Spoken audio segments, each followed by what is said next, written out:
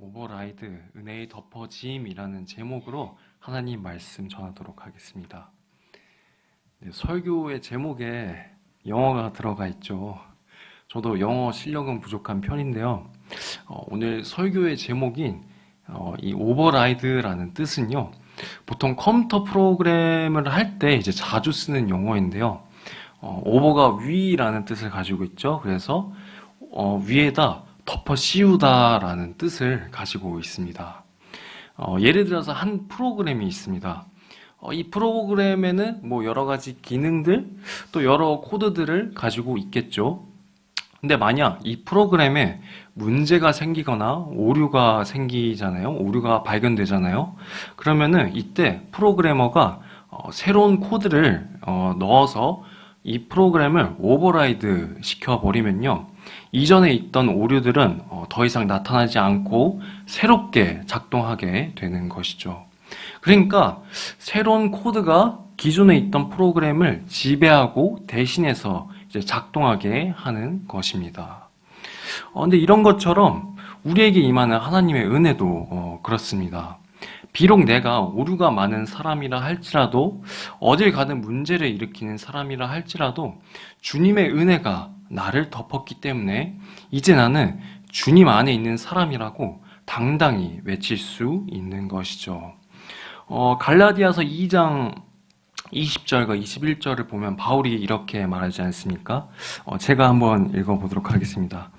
내가 그리스도와 함께 십자가에 못 박혔나니 그런즉 이제는 내가 사는 것이 아니요 오직 내 안에 그리스도께서 사시는 것이라. 이제 내가 육체 가운데 사는 것은 나를 사랑하사 나를 위하여 자기 자신을 버리신 하나님의 아들을 믿는 믿음 안에서 사는 것이라. 네, 이러한 말씀이 오늘 우리가 은혜를 입는 그러한 결과인 것이죠. 오늘 본문 말씀에서는요, 바로 이런 하나님의 은혜를 아주 잘 나타내는 장면이 등장합니다. 선지자 스가랴의 환상 중에 일어난 일인데요. 대제사장 여호수아라는 사람을 두고 마치 재판장처럼 보이는 장면이 등장하게 됩니다. 그래서 대제사장은요, 여호와의 천사 앞에 섰고 이제 사탄이 그 오른쪽에 서서 대적하는 것이죠. 사탄이라는 뜻이 대적하는 자라는 뜻도 있지만은 고소하는 자라는 뜻도 가지고 있는데요. 그래서 지금 사탄이 이 여호수아의 죄를 드러내는 일을 하고 있는 것입니다. 이 사람은 죄인입니다. 이 사람은 이런 죄를 지었고 이런 일을 했기 때문에 이 자는 멸망해야 되는 자입니다 하면서 하나님 앞에서 이 사탄이 지금 여호수아를 고발하고 비난하고 있는 것이죠.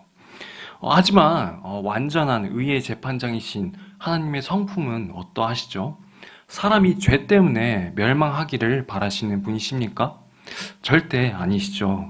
하나님은 죄를 가장 미워하시는 분이시지만은 그 끔찍한 죄를 가지고 있는 영혼들을 긍휼히 여기시는 분이시죠. 그래서 하나님은요, 사탄에게 이렇게 말씀하십니다. 우리 2절 말씀인데요. 한번 다 같이 읽어보도록 하겠습니다. 여호와께서 사탄에게 이르시되 사탄아, 여호와께서 너를 책망하노라. 예루살렘을 택한 여호와께서 너를 책망하노라. 이는 불에서 꺼낸 그슬린 나무가 아니냐 하실 때에. 아멘. 하나님께서는요, 사탄을 책망하시면서 여호수아를 불에서 꺼낸 그슬린 나무라고 하십니다. 여기서 불에 그슬린 나무는요, 아모스 4장 11절에도 똑같이 나오는데 매우 비참한 상황을 의미하는 거죠. 불에 타서 이제 군데군데 이제 불씨가 살아 있어서 상처를 입고 제 기능을 하지 못하는 그러한 나무입니다. 뭐 이런 나무가 어디에 쓰이겠습니까? 뭐 건축 재료로도 쓰이지 못하고요. 도끼 자루에도 쓰이지 못하고 그냥 길바닥에 버려질 그런 나무인 것이죠. 이 스가랴 시대의 이스라엘 민족들이 딱 그랬습니다. 해방이 되긴 했지만은 나라의 기반이란 게 이미 사라진 지 오래였고 또 성전도 불타 무너진 이후였기 때문에 비참한 상황 가운데 놓인 거죠. 하나님께서는요, 그런 불탄 나무 같은 이스라엘 민족을 또 여호수아를 버려두지 않으시고 오히려 긍휼히 여기셨던 것입니다. 그래서 주님은 사탄을 책망한 다음에 더러운 옷을 입고 있던 여호수아의 옷을 벗기고 이제 새 옷을 입히게 되죠. 그리고 정결한 관을 머리에 씌우게 되면서 머리부터 발끝까지 여호수아에게 은혜를 입히시는 것입니다. 다음에 이제 여호와의 천사, 예수님으로 예표되는 존재가요, 여호수아의 곁에 서서 이렇게 말하는 것이죠. 우리 6절, 7절 말씀도요, 다 같이 읽어보도록 하겠습니다. 여호와의 천사가 여호수아에게 증언하여 이르되 만군의 여호와의 말씀에 너가 만일 내 도를 행하며 내 규례를 지키면 내가 내 집을 다스릴 것이요 내 뜻을 지킬 것이며 내가 또 너로 여기 섰는 자들 가운데에 왕래하게 하리라. 아멘. 이전에 다윗과 솔로몬을 향한 언약을 세우셨던 것처럼 하나님께서는요, 여호수아를 통해서 그 언약적 관계를 회복시켜 주신다고 이렇게 말씀하시는 겁니다. 그래서 하나님의 말씀과 규례를 지켜 행할 때 주님의 집을 다스리고 뜰을 지키며 천사들 가운데 왕래하게 한다는 것이죠. 여기까지가 오늘 본문에 대한 설명이었는데요. 이 본문을 통해서 하나님의 은혜가 우리에게 어떻게 임하는지 깨달을 수 있습니다. 만약에 여러분 어린 자녀가 밖에 나갔다가 먼지도 묻고 또 흙이 묻은 상태로 이렇게 돌아왔을 때 흙이 묻은 부분만 이렇게 문질러서 닦고 끝낼까요? 당연히 아니겠죠. 머리부터 발끝까지 이제 싹싹 비누칠해서 샤워시키고 또 그런 다음에 옷은 이제 세탁기에 돌리고 새 옷으로 갈아입히지 않겠습니까? 그런 것처럼 하나님께서는 여호수아의 더러운 옷을 벗기고 새로운 옷을 입힌 다음에 정결한 관을 씌우셨듯이 주님의 은혜는 나의 일부만 덮는 것이 아니라 완전한 은혜로서 우리를 전부 덮어버린다는 사실입니다. 그리고 이제 우리는 그 은혜의 옷을 입고 살아간다는 것이죠. 이것이 바로 오늘 말씀에서 말하는 은혜의 덮어짐인 것입니다. 이 은혜는요, 그냥 생겨난 은혜가 아닙니다. 그리스도 예수께서 흘리신 보혈의 피로 말미암아 우리를 덮고 또 우리의 더러운 죄를 씻기신 그런 은혜인 것이죠.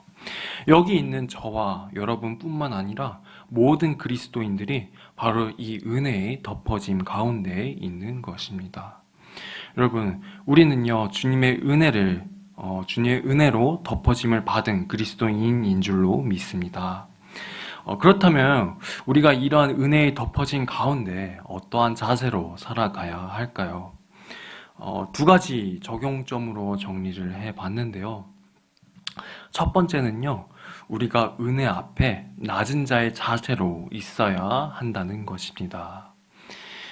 파도가 이렇게 정면으로 이렇게 몰려오게 되잖아요.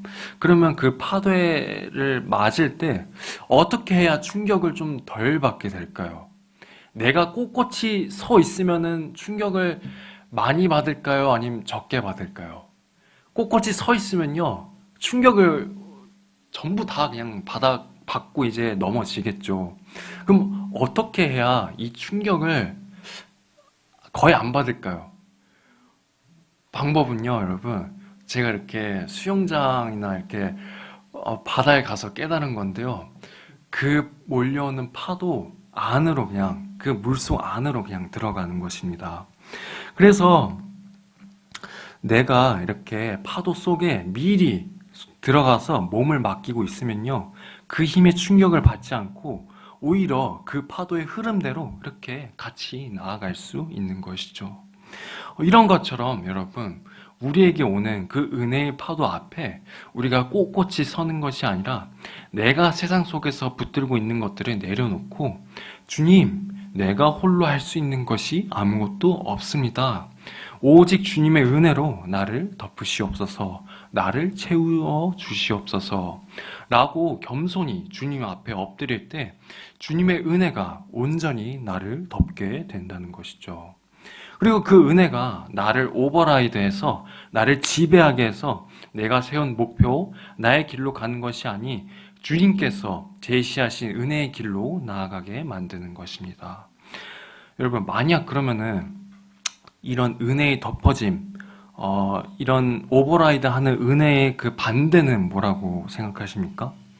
바로 여러분, 은혜를 일부만 이제 받아들이려고 하는 것입니다. 이 말씀은 되게 듣기 좋아 보이네? 이 말씀은 별로 와닿지 않네? 도움이 되지 않는 것 같네? 이런 식으로 내가 듣기 껄끄러운 말씀은 제치고 내가 듣기 좋은 말씀만 부분적으로 떼서 나 자신을 업그레이드 시키려고 하는 것이죠. 그래서 결국 그렇게 해서 이거는요, 하나님을 높이는 게 아니라 나를 높이려는 것입니다. 그런 사람들이 우리 삶을 살면서 꽤 많이 보이죠. 하나님의 말씀은 그 자체로 진리인데 하나님의 말씀을 갖고 내가 마치 하나님의 높은 대리자가 된 것 마냥 말씀을 판사봉으로 삼아서 자신의 생각을 정당화하고 남을 판단하는 사람들이 보이죠. 있긴 있습니다. 내가 맞고 너는 틀렸다. 이 사람의 신앙의 수준은 너무 낮다. 이런 식으로 판단을 하게 되는 것입니다. 좀 안타까운 거죠. 여러분, 그래서 오늘 우리는요, 은혜 앞에 항상 낮은 자세로 있어야 하는 것입니다. 말씀을 내 아래에 깔려고 하는 것이 아니라 말씀의 은혜가 나를 덮은 삶을 살아가야 하는 것이죠. 그래서 우리가 주님의 은혜에 덮인 가운데 온전히 살아갈 때 이 땅에서 성령에 합당한 열매를 맺게 되는 줄 소망드립니다. 두 번째로 우리가 은혜의 덮임 속에서 살 때 갖춰야 할 자세는요, 주님의 은혜에 덮인 자답게 살아가야 한다는 것입니다. 본문 말씀 7절에서 여호와의 천사가 언약의 회복을 선언하면서 이제 여호수아에게 이전의 삶을 살아가는 것이 아니라 주님의 말씀과 규례를 지켜 살 것을 이제 말씀하시죠. 은혜를 입은 자가 이제 은혜 안에서 어떻게 살아야 하는지 이제 설명해 주시는 것입니다. 그러니까 이 말씀은요, 여러분, 내가 이전에 얼마나 죄로 인해서 지저분한 삶을 살았고 또 부족함이 많고 능력이 없다 할지라도 은혜를 입은 지금은 거기에 매달려서 살 필요가, 그 과거에 매달려서 살 필요가 전혀 없다는 것입니다. 여러분, 우리는요, 삶을 살면서요, 자신 스스로 이제 문제점들과 한계점들을 발견하고는 합니다. 한 번쯤 그런 생각을 하고는 하잖아요. 나는 왜 이럴까? 나는 왜 이게 문제일까? 이렇게 생각할 때가 있죠. 제가 3남매 중에 이제 둘째인데요. 동생도 그렇고, 제 형도 그렇고, 저보다 다 똑똑하고 이렇게 능력이 좋은 게 이제 느껴집니다. 딱 봐도 이렇게 느껴져요. 다 너무 좋은 대학 이렇게 나왔고 그랬는데, 이제 저는 이렇게 양평에 있는 아사연합 신학대학교에서 이제 너무 재밌게 이제 신학 공부를 했죠. 근데 이제 친척들이 다 이제 동생 칭찬, 형 칭찬은 하면서 이제 저는 이제 안 해주는 걸 이제 보면요, 조금은 섭섭했던 이제 기억들이 남아 있습니다. 당시에는 뭐 그게 벌써 한 9년 전 일이니까요. 당시는 어린 마음이어서 이제 섭섭한 마음이 들었던 거죠. 근데 그랬었는데 이제 성장하면서 제가 이제 하나님에 대해서 더 알게 되었고 또 주님의 은혜 앞에 서 있다고 이제 느껴졌을 때 나의 부족함, 나의 한계점은 그렇게 중요하지 않다는 걸 하나님께서 뼈저리게 느끼게 하신 것이었습니다. 그래서 주님께서 아무 능력 없는 저를 여기까지 인도하셨고 또 주님이 나와 함께 하신다는 확신이 이제 들게 만드시니까 나의 부족한 점, 문제점, 한계점에 대해서 이제 저는 더 이상 얽매이지 않게 되었던 것이었죠. 그래서 동생이 저한테 이렇게 말을 한 적이 있어요. 와, 오빠는 공부도 안 하고 좀 게으른 것 같고 능력도 없는데 하나님이 진짜 다 해주신 것 같아. 약간 이렇게 저한테 말을 했었는데 저는 사실 이런 말을 들으면서 진짜 하나님께 너무 감사를 느꼈었습니다. 제가 만약에 하나님을 몰랐으면요, 평생 이런 감동을 못 느끼고 열등감 속에서 살았겠죠. 이런 것처럼 우리가 얼마나 세상적으로 능력적으로 부족하든 이제는 은혜의 덮임을 받은 자답게 말씀을 따르며 살아가면 된다는 것이고요. 또 우리가 그런 주님의 말씀을 따르며 살려고 할 때 주님께서는 우리에게 능력을 부어주신다는 것입니다. 우리가 능력이 부족하면 부족할수록 우리가 자격이 없으면 없을수록 하나님의 부어주심의 은혜의 감동이 더 크게 느껴지는 것이죠. 여러분, 오늘 우리가 주님의 은혜에 덮어진 자라 믿으시길 바라겠습니다. 그 믿음으로 말씀을 따르며 기도하면서 나아갈 때 주님께서는 우리의 앞길을 형통하게 만들어 주시는 것입니다. 오늘 이 선포된 말씀 마음에 새기시면서 첫 번째로 하나님의 은혜 앞에 낮아지고 또 두 번째로는 그 은혜에 덮임 받았다는 믿음을 갖고 살아가시길 이 시간 주님의 이름으로 소망드립니다. 우리 이 시간 같이 찬양 부르